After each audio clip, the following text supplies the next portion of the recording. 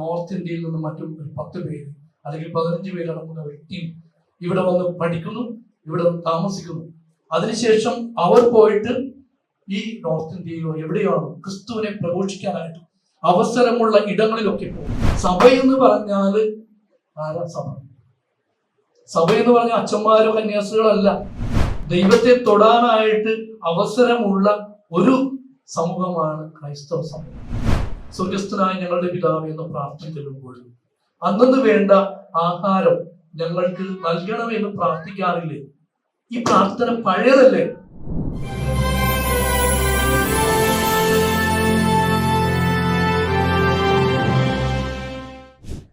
നമ്മൾ ബൈബിളിൽ വായിക്കുമ്പോൾ ഈ സൈമൺ എന്നുള്ള പേരുള്ള ആള് പിന്നീട് അറിയപ്പെടുന്നത് പീറ്റർ എന്നാണ്. സൈമൺ എന്ന പേരുള്ള ആള് പീറ്റർ ആയി മാറി. സാവുൾ എന്നറിയപ്പെടുന്ന ആള് പൗലോസ് എന്നായിട്ടായി.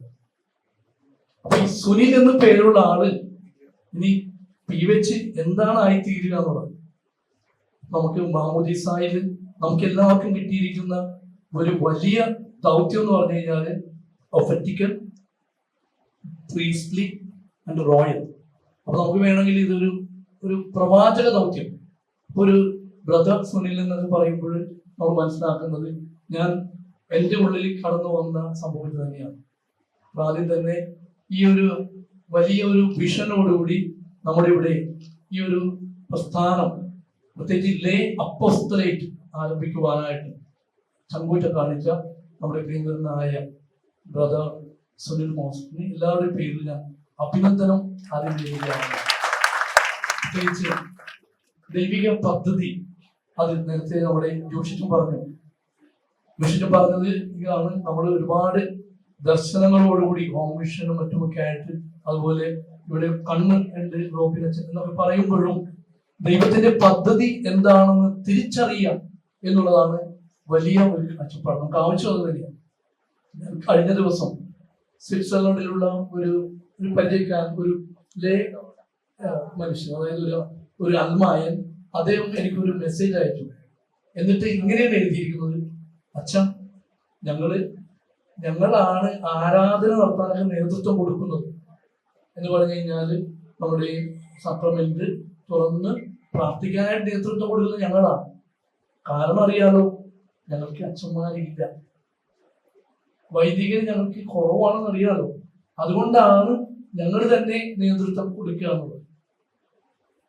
ഇപ്പോൾ സഭയുടെ ഏറ്റവും വലിയ ദൗത്യം എന്ന് പറഞ്ഞാല് ഈ വചനം പ്രഘോഷിക്കുക എന്നുള്ളതാണ്. അതുകൊണ്ട് പൗലോസ് പറഞ്ഞിരിക്കുന്നത് നിങ്ങൾ എല്ലാവരും തന്നെ അപ്പോസ്തലന്മാരാണ്. ഈ പൗലോസ് വിളിക്കപ്പെടാൻ ആഗ്രഹിക്കുന്നത് ഞാൻ അപ്പോസ്തലനാണെന്നാണ്. ശരിക്കും പറഞ്ഞാല് 12 ശിഷ്യന്മാർ. അതുകൂടാതെ എങ്ങനെയാണ് പൗലോസ് അപ്പോസ്തലനായി തീരുന്നത്? ഈശോയുടെ കൂടെ ഉണ്ടായിരുന്നവരാണ് ശരിക്കും അപ്പോസ്തലന്മാർ എന്നറിയപ്പെടുന്നത്. പക്ഷെ പൗലോസ് പറഞ്ഞു ഞാൻ അപ്പോസ്തലനാണ്. എന്തുകൊണ്ടാണ്? ഈശോയെ, ഉത്തിതനായ ഈശോയെ കണ്ടുമുട്ടി. തന്റെ ജീവിതത്തിലൂടെ ഈശോയെ കണ്ടുമുട്ടി കഴിഞ്ഞപ്പോൾ ഇനി ഞാൻ പുതിയ മനുഷ്യനായിട്ട് ജീവിക്കുകയാണ്. അപ്പൊ നമ്മുടെ എല്ലാവരുടെയും വലിയ ദൗത്യം എന്ന് പറഞ്ഞാല് ഇത് തന്നെയാണ്. ഈശോ പറയുന്നില്ലേ, നിങ്ങള് സംസാരിച്ചില്ലെങ്കിൽ കല്ലുകൾ സംസാരിക്കും. മാമോദീസ മുങ്ങിയ നമുക്ക് എല്ലാവർക്കും കിട്ടിയിരിക്കുന്ന ഈ 3 ദൗത്യം: പ്രവാചക ദൗത്യം, രാജകീയ ദൗത്യം, പൗരോഹിക ദൗത്യം, ഇതൊക്കെ നമ്മൾ ചെയ്യാനുള്ളതാണ്. നമ്മളിത് പറയുമ്പോ പലപ്പോഴും നമ്മൾ ചിന്തിച്ചു പോകും, ആരാണ് സഭയെന്ന് പറഞ്ഞാല്? ആരാ സഭ? സഭയെന്ന് പറഞ്ഞാൽ അച്ഛന്മാരോ കന്യാസികളല്ല. സഭയെന്ന് പറഞ്ഞു കഴിഞ്ഞാല് നമ്മളെല്ലാവരും. അത് തന്നെയാണ് എഫേസ്യർക്ക് എഴുതിയ ലേഖനത്തിൽ പൗലോസ് പറയുന്നത്, നിങ്ങൾ ക്രിസ്തുവിന്റെ ശരീരമാകുന്നു. നമ്മൾ ക്രിസ്തുവിന്റെ ശരീരമാണ്. കൊരിന്ത്യർ 12-ാം അധ്യായം എങ്ങനെയാണ് ശരീരം ഒരുമിച്ചായിരിക്കേണ്ടതെന്ന് പറയുന്നത്. അപ്പോൾ ഈശോയുടെ ശരീരമാണ് നമ്മളെങ്കിൽ തൊട്ട് ജീവിക്കാനുള്ളവരാണ് നമ്മൾ ഓരോരുത്തരും. ഈശോയെ നമ്മൾ തൊടുന്നത്, കഴിഞ്ഞ ദിവസം ഞാൻ വിപ്പി തുരുത്തെന്ന ഇടവകയിൽ ചെന്നപ്പോൾ നിങ്ങളോട് ചോദിച്ചു, നിങ്ങൾ ഈശോയെ തൊടാറുണ്ടോ? അപ്പോൾ പറഞ്ഞു, ഇല്ല, ഈശോയെ തൊടാറില്ലേ. അപ്പൊ അവർക്ക് സംശയമായി. ഞാൻ പറഞ്ഞു, നിങ്ങൾ ഈശോയെ തൊടുന്നുണ്ട്, നിങ്ങൾ എല്ലാ ദിവസവും ഈശോയെ തൊടുന്നുണ്ട്. എങ്ങനെയാണ്? കൂദാശയിലൂടെ. നമ്മൾ പരിശുദ്ധ കുർബാന സ്വീകരിക്കുമ്പോൾ ഈശോയെ തൊടുകയാണ്. ദൈവത്തെ തൊടാനായിട്ട് അവസരമുള്ള ഒരു സമൂഹമാണ് ക്രൈസ്തവ സമൂഹം. ഇനി ഓരോ കൂദാശയിലൂടെ, തൈലം പൂശലിലൂടെ, തൈലലേപനത്തിലൂടെ, ഈ തൈലത്തിലൂടെ ഈശോയെ നാം തൊടുകയാണ്. നമ്മുടെ കൈവയ്പ് പ്രാർത്ഥനയിലൂടെ നമ്മൾ ഈശോയെ തൊടുകയാണ്. അങ്ങനെ ഈ ഈശോയുടെ ശരീരമായിട്ട് തീർന്നവരാണ് നമ്മൾ ഓരോരുത്തരും. അപ്പൊ അതുകൊണ്ട് തന്നെ നമ്മൾ ശക്തമായിട്ട് ഈശോയെ പ്രഘോഷിക്കാനുള്ളവരാണ്. ഈശോ ചെയ്ത 3 കാര്യങ്ങൾ നമ്മുടെ ജീവിതത്തിൽ എന്നും പ്രാവർത്തികമാക്കാനുള്ളതാണ്. ഈശോ ചെയ്തത് ഒന്നാമതായിട്ട്, പലതും ഞാൻ ഒരുമിച്ച് ചേർത്ത് പറയുകയാണ്. ഒന്നാമതായിട്ട് ഈശോ തന്റെ വചനം പ്രഘോഷിച്ചു. പിതാവിനെ കുറിച്ച് പറഞ്ഞു. പിതാവ് ആരാണ്?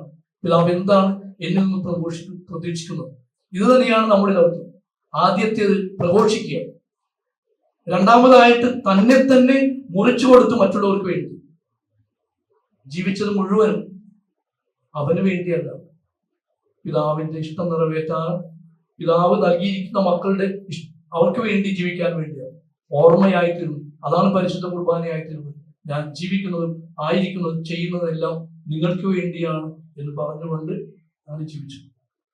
മൂന്നാമതായിട്ട് ഈശോ എവിടെയൊക്കെ ആയിരുന്നു ലോകം മുഴുവനും നന്മ ചെയ്തുകൊണ്ട് കടന്നുപോയി. അപ്പോൾ ഈ 3 ദൗത്യങ്ങൾ നമുക്ക് ഏറ്റെടുക്കാം. എവിടെ ആയിരിക്കുന്നുവോ അവിടെയൊക്കെ ക്രിസ്തുവിനെ പ്രഘോഷിക്കുന്നവരായി, ക്രിസ്തുവിനെ ജീവിക്കുന്നവരായി തീരുവാനായിട്ട് നാം സാധിക്കും. അതിനുള്ള ഒരു തുടക്കമാണ് നമ്മുടെ ഈ കേന്ദ്രം. ഇവിടെ സിസ്റ്റേഴ്സ് ഉണ്ടാവും. അതുകൂടാതെ ഇന്ന് പ്രത്യേകിച്ച് നമ്മുടെ സുജനത്തിനെയും അഗസ്റ്റിനെയും സ്റ്റാൻലിനെയും പ്രത്യേകം ഓർക്കുകയാണ്. നമ്മുടെ ഇവിടെ ദൈവശാസ്ത്ര പഠനം അത് നടക്കുന്നുണ്ടെങ്കിൽ അവയ്ക്ക് വേണ്ടി സഹായിക്കാനായിട്ട് തയ്യാറായിട്ട് വന്നിരിക്കുന്നവരാണ്. പ്രത്യേകിച്ച് പൊന്റിഫിക്കൽ ഇൻസ്റ്റിറ്റ്യൂട്ട് ഓഫ് ആലുവ, ഇതിന്റെ ഒരു ലേബലുള്ള ഒരു കോഴ്സൊക്കെ ഇവിടെ കൊടുക്കാൻ സാധിക്കുമെങ്കിൽ അതിനൊക്കെ നമുക്ക് അങ്ങനെ ഇവിടെ വരുന്ന മക്കളെയൊക്കെ ദൈവശാസ്ത്രത്തിൽ നല്ല നൈപുണ്യമുള്ളവരാക്കി മാറ്റാനായിട്ട് നമുക്ക് സാധിക്കും. അതിന്റെ ഒരു കോണ്ടെസ്റ്റ് കൂടി ഞാൻ ഇന്ന് നിങ്ങളുമായിട്ട് പങ്കുവയ്ക്കാൻ ആഗ്രഹിക്കുന്നു. കഴിഞ്ഞ ദിവസം ഞങ്ങളുടെ ഒരു ഇടവകയിൽ ഒരാള് ഒരു സംശയമായിട്ട് ചോദിച്ചതാണ്. പക്ഷേ ആ സംശയം ഒരു വെല്ലുവിളി പോലെ ആയിരുന്നു. ഇതാണ് സംശയം. നമ്മൾ ചൊല്ലുന്ന പ്രാർത്ഥന, സ്വർഗസ്ഥനായ ഞങ്ങളുടെ പിതാവേ എന്ന പ്രാർത്ഥന ചൊല്ലുമ്പോൾ അന്നു വേണ്ട ആഹാരം ഞങ്ങൾക്ക് നൽകണമെന്ന് പ്രാർത്ഥിക്കാറില്ലേ? ഈ പ്രാർത്ഥന പഴയതല്ലേ? ഇതൊക്കെ ഔട്ട്ഡേറ്റഡ് ആയി. ഇനി പുതിയ പ്രാർത്ഥനകളൊക്കെ ചൊല്ലിക്കൂടെ? ഇനിയും ഈ പ്രാർത്ഥന വെച്ചുകൊണ്ടിരിക്കുന്ന കാര്യമുണ്ടോ? ഞാൻ ഇവരുമായിട്ട് സമാധാനം മേരി ചിരിച്ചത് കാരണം ഞാൻ ഇവരുമായിട്ട് സംസാരിച്ചപ്പോൾ ഈ കാര്യം പങ്കുവെച്ചതാണ്. നമുക്കെല്ലാവർക്കും ഉത്തരവുണ്ട്. ആള് പറഞ്ഞതാണ്, ഞങ്ങൾക്ക് എല്ലാവരും ഭക്ഷണമുണ്ട്, ലോകത്തിലെല്ലാവർക്കും ഭക്ഷണം ഉണ്ടെന്നാണ് പറയുന്നത്. അപ്പൊ പിന്നെ അന്നു വേണ്ട ആഹാരം വേണോന്ന് പറയുന്നത് എന്തിനാണ്? ഞാൻ കണ്ടപ്പോൾ മറ്റു 2 അച്ഛന്മാരോട് ചോദിച്ചതാണ്, നമ്മുടെ ഏറ്റവും പ്രധാനപ്പെട്ട ആദ്യത്തെ ഭക്ഷണം ഏതാണ്? ചോദിക്കുമ്പോൾ എല്ലാവരും പറയും പരിശുദ്ധ കുർബാനയാണ്, അല്ലെങ്കിൽ പറയും സ്നേഹമാണ്. ഞാൻ പറഞ്ഞു ഇതിനെക്കുറിച്ചല്ല പറഞ്ഞു. നമ്മുടെ ശരീരത്തിന് നിലനിൽക്കാനായിട്ട് ആവശ്യമുള്ള പ്രഥമമായിട്ടുള്ള ഫുഡ് എന്താ? രാവിലെ എഴുന്നേൽക്കുമ്പോൾ മൂക്കിന്റെ തൊട്ട് നോക്കുമ്പോൾ വായു ഉണ്ടോ നോക്കുക. ഈ ഭക്ഷണം കിട്ടുന്നില്ല എങ്കിൽ നമ്മളെല്ലാവരും പണമായിട്ട് ചെയ്യും. അപ്പൊ അതുകൊണ്ട് തന്നെ first fruit is the air. Corona കാലത്ത് നമ്മൾ അനുഭവിച്ചാണ്, കാശ് കൊടുത്ത് വാങ്ങേണ്ടതായിട്ട് വന്നു ഓക്സിജൻ. അതുപോലെ കിട്ടാതെ മരിച്ച എത്ര പേരുണ്ട്. അപ്പോൾ അന്നു വേണ്ട. അപ്പൊ നമ്മൾ ഇതുപോലെ കാര്യങ്ങളൊക്കെ പറഞ്ഞു കൊടുക്കാനായിട്ടുള്ള ഒരു കേന്ദ്രമായിട്ട് തീരണം നമ്മുടെ ഈ ഭവനം. അപ്പൊ അങ്ങനെ ദൈവശാസ്ത്രവും തത്വശാസ്ത്രവും ഒക്കെ പഠിക്കുന്ന ഒരു മേഖലയും കൂടി ഇവിടെ വരുന്നു. നമുക്കറിയാം ഇവിടെ നമ്മുടെ ബ്രദറും മറ്റു ടീമും ഉദ്ദേശിക്കുന്നത് നോർത്ത് ഇന്ത്യയിൽ നിന്ന് മറ്റു 10 പേര് അല്ലെങ്കിൽ 15 പേര് അടങ്ങുന്ന ഒരു ടീം ഇവിടെ വന്ന് പഠിക്കുന്നു, ഇവിടെ വന്ന് താമസിക്കുന്നു. അതിനുശേഷം അവർ പോയിട്ട് ഈ നോർത്ത് ഇന്ത്യയിലോ എവിടെയാണോ ക്രിസ്തുവിനെ പ്രഘോഷിക്കാനായിട്ട് അവസരമുള്ള ഇടങ്ങളിലൊക്കെ പോകും. ഇതൊരു പുതിയ രീതിയാണ്. കാരണം ലോകം മുഴുവൻ ക്രിസ്തുവിനെ പ്രഘോഷിക്കുമ്പോൾ മാത്രമേ ലോകാവസാനം ഉണ്ടാവുകയുള്ളൂ. The time of the Gentiles is the last time when we hear about Jesus Christ.